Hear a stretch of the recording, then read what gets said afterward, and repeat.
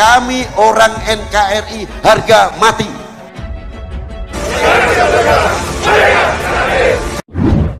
Ya mau nggak mau Anda, suka nggak suka Anda, wallahi solusinya ini hanya kembali ke hukum Allah. Nah jadi harus kembali ke khilafah. Bagi kami NKRI adalah harga mati.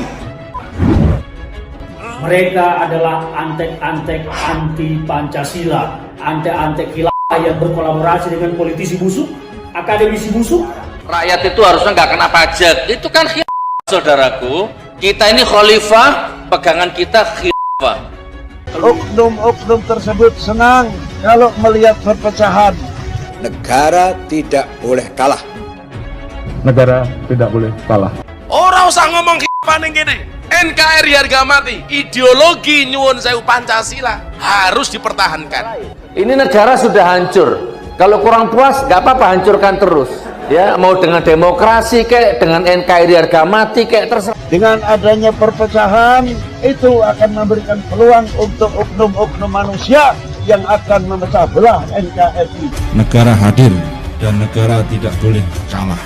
Yang akan memecah belah Republik ini. Situasi sudah darurat radikalisme karena kita bersikap longgar, terlalu memberikan kesempatan pembiaran kepada mereka. Negara tidak boleh kalah.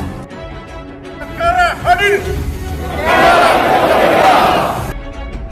Demi menyelamatkan keutuhan NKRI, menyelamatkan seluruh bangsa Indonesia, maka sekecil apapun mereka harus ditindak tegas. Tetapi yang Islami itu bukan hanya khilafah, kerajaan juga Islami. Jadi kita lihat orang yang menolak ya khilafisme, ya tidak paham sejarah. Orang-orang seperti ini silahkan tinggalkan Indonesia. Ini adalah pertanda panggilan bagi anak-anak Nusantara, anak-anak negeri Indonesia untuk bersatu, bergandeng tangan, bersama-sama melawan musuh yang memang saat ini kita hadapi, intoleransi, radikalisme.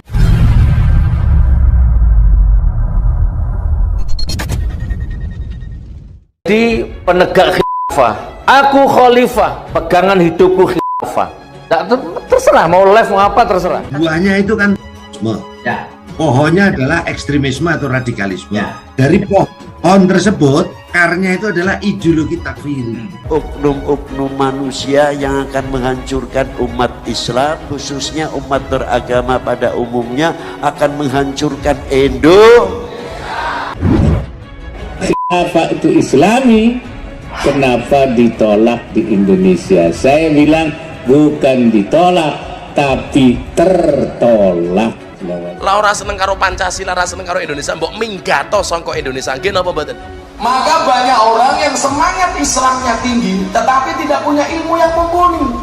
Sudah begitu banyak pembahasan tentang khilafisme dan komunisme. Bagi kita ya khilafisme bagi umat Islam adalah bagian daripada sistem pemerintahan. Dan saya bangga mempunyai tanah air Indonesia. Nah selanjutnya batang, ranting, daunnya antara lain mereka sudah pro khilafah, anti Pancasila. Ya mau nggak mau Anda, suka nggak suka Anda, wallahi solusinya ini hanya kembali ke hukum Allah. Nah jadi harus kembali ke khilafah. Bagaimana hua-hua ini berkembang. Yang satu bagaimana cara menggoyahkan tidak percaya dengan pimpinan pemerintahnya, dengan segala macam-macamnya. Ini negara sudah hancur. Kalau kurang puas, nggak apa-apa, hancurkan terus. Ya, mau dengan demokrasi kayak dengan NKRI harga mati kayak terserah. Bagi kami NKRI adalah harga mati. Berani nyatakan itu? Benar. Tunjukkan.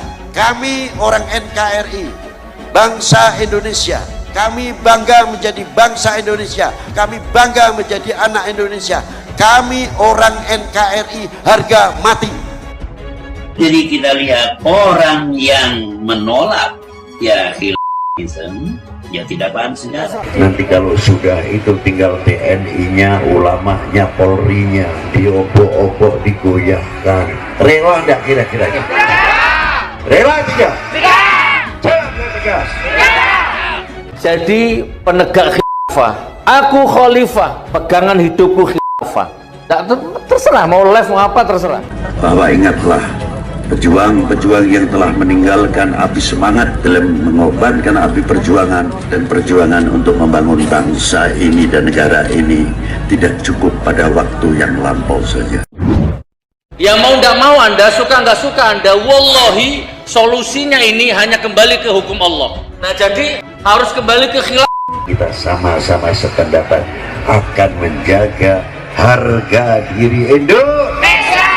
Mereka sudah anti pemerintahan yang sah. Anti di sini sikap membenci dengan membid'ahkan, menyesatkan, bahkan mengkafir-kafirkan mereka yang melakukan tradisi keagamaan lokal. Ini negara sudah hancur. Kalau kurang puas, nggak apa-apa, hancurkan terus. Ya, mau dengan demokrasi kayak dengan NKRI harga mati kayak terserah. Jati diri Indonesia, kehormatan bangsa Indonesia. Apa kok dengan pendekatan agama? Karena selama ini kelompok radikal ini selalu memanipulasi agama, selalu membentur-benturkan atau mendikotomi antara agama dan negara, agama dan budaya, agama dan nasionalisme. Jadi penegak khilafah, aku khalifah, pegangan hidupku khilafah. Terserah mau live mau apa terserah. Barang siapa mau mengusik merah putih, sama halnya akan mengusik dari kehormatan bangsa ini.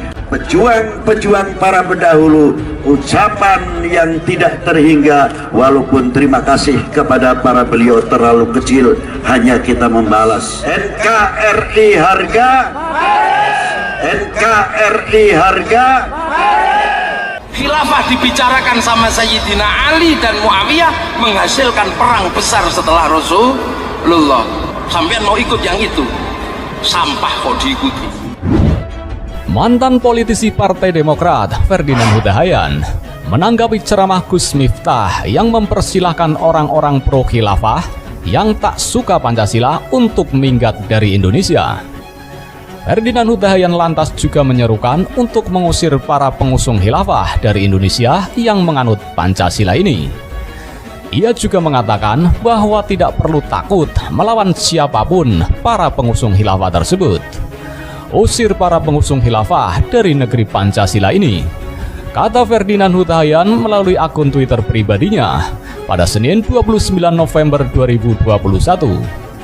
Siapapun mereka tak perlu ditakuti, lawan, sambung Ferdinand Huta Hayan.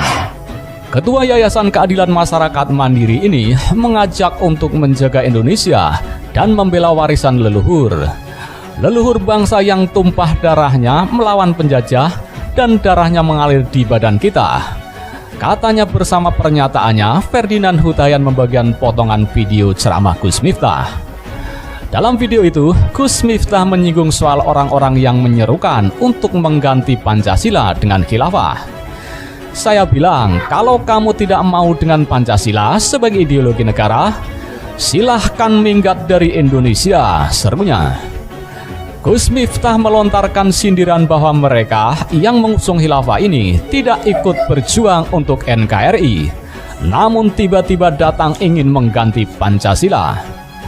Nggak ikut berjuang, nggak ikut menumpahkan darah, nggak mengeluarkan harta benda.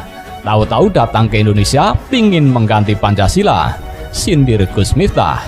Di mana-mana teriak Allahu Akbar, emangnya lu doang yang bisa teriak, tambahnya. Seperti diketahui, beberapa waktu lalu, Wakil Presiden Kiai Haji Ma'ruf Amin menyatakan bahwa masyarakat Indonesia yang beragama Islam tidak boleh membawa paham khilafah ke dalam kehidupan kebangsaan kita. Sebab hal tersebut melanggar kesepakatan yang ada dalam wujud Pancasila, Undang-Undang Dasar 1945, dan Negara Kesatuan Republik Indonesia. Hal itu disampaikan Wapres saat menanggapi pertanyaan seorang peserta kuliah umum, Lemhanas, yang dilaksanakan secara virtual pada 2020 lalu soal dikotomi nasionalis dan agamis. Kata Ma'ruf Amin, seharusnya tak ada dikotomi antara nasionalis dan agamis di Indonesia. Sebab para pendiri bangsa sudah menyelesaikan persoalan hubungan agama dan negara melalui kesepakatan nasional. Kesepakatan itulah yang mengikat keindonesiaan hingga saat ini. sebagai landasan berbangsa dan bernegara, yakni Pancasila, Undang-Undang Dasar 1945, dan NKRI. Bagi Muslim, tak boleh dia membawa-bawa paham lain dalam kehidupan kebangsaan kita itu. Termasuk misalnya orang membawa sistem khilafah karena dianggapnya sebagai sesuatu yang islami, kata Ma'ruf Amin. Soal islami atau tidak, Ma'ruf Amin menjelaskan bahwa yang islami bukan hanya khilafah. Kerajaan juga bisa islami, seperti kerajaan Arab Saudi. Begitupun Emirat juga islami.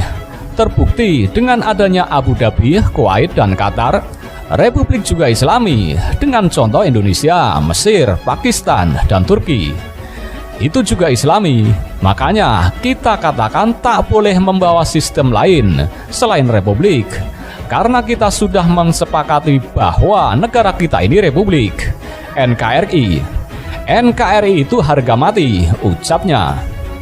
Karenanya, Kiai Ma'ruf menekankan bahwa khilafah ditolak di Indonesia karena menyalahi kesepakatan, bukan karena ia tak islami. Oleh karena itu, seorang muslim Indonesia haruslah menjadi muslim yang nasionalis sekaligus agamis. Kalau ada yang mendikotomikannya, dipastikan dia belum memahami konteks keagamaan dan kebangsaannya. Dalam konteks itu pula, dilakukan upaya menghilangkan paham radikal melalui radikalisasi dan kontraradikalisasi, demi memastikan bahwa paham yang tak sesuai dengan keislaman serta kebangsaan Indonesia yang tak terkikis. Maka itu, saya mengatakan kita itu harus muslim, dan Indonesia harus Indonesia yang muslim. Islam kita adalah Islam yang memiliki kesepakatan, pungkasnya.